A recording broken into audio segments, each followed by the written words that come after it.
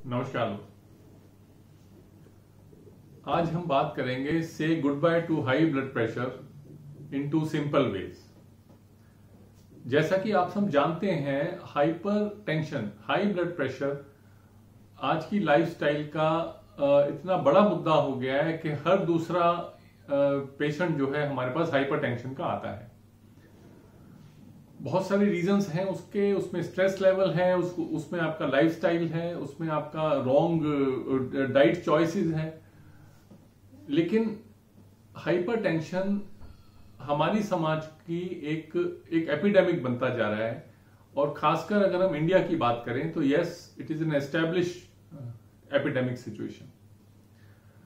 Hypertension के जितने भी पेशेंट हमारे पास आते हैं, of course most of them are on medicine, already on medicine, और हम भी लोगों को मेडिसिन देते हैं। उसमें कुछ होम्योपैथिक मेडिसिन हैं, चाइनीज मेडिसिन हैं, आयुर्वेदिक मेडिसिन हैं, नेचुरल मेडिसिन हैं। बट उनका एक बेसिक क्वेरी होती है कि क्या बिना मेडिसिन के हम हाइपरटेंशन को क्योर या कंट्रोल कर सकते हैं, मैनेज कर सकते हैं? और मेरा हमेशा से आंसर रहा है yes, of course it can be done. हम भी जो मेडिसिन, नेचुरल मेडिसिन देते हैं लोगों को, वो कुछ महीनों के लिए दी जाती है, हमेशा के लिए नहीं। After researching all these hypertensive patients, और हमारे पास जितने भी पेशेंट्स हाइपरटेंशन के आते हैं, मुझे दो अप्रोच बहुत इफेक्टिव लगी हैं, जिनके कारण हम बहुत सारे लोगों का ब्लड प्रेशर मैनेज कर चुके हैं, उसको लो कर चुके हैं, low in the sense balance कर चुके हैं। वो दो अप्रोचेस हैं, DASH diet approach and TM approach.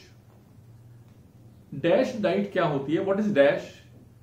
Dash DASH is dietary approaches to stop hypertension.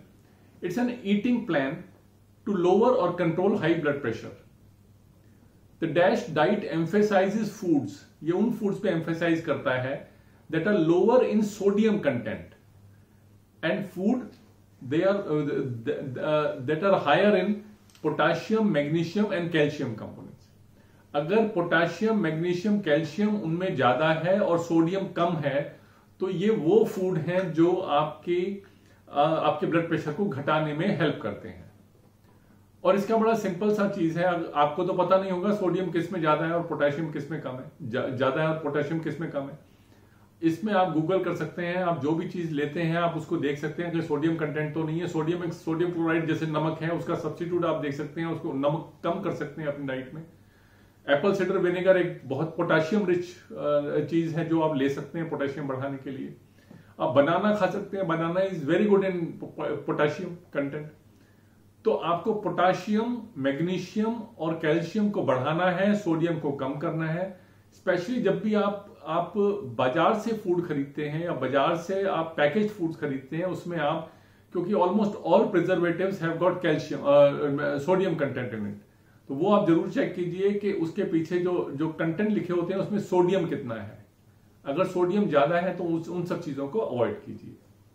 तो डैश डाइट के साथ साथ ऑफ कोर्स डैश डाइट में फ्रूट्स एंड वेजिटेबल्स की मात्रा बढ़ जाती है। इसके साथ साथ जो दूसरा ऑप्शन इसमें है वो है ट्रांसेंडेंटल मेडिटेशन।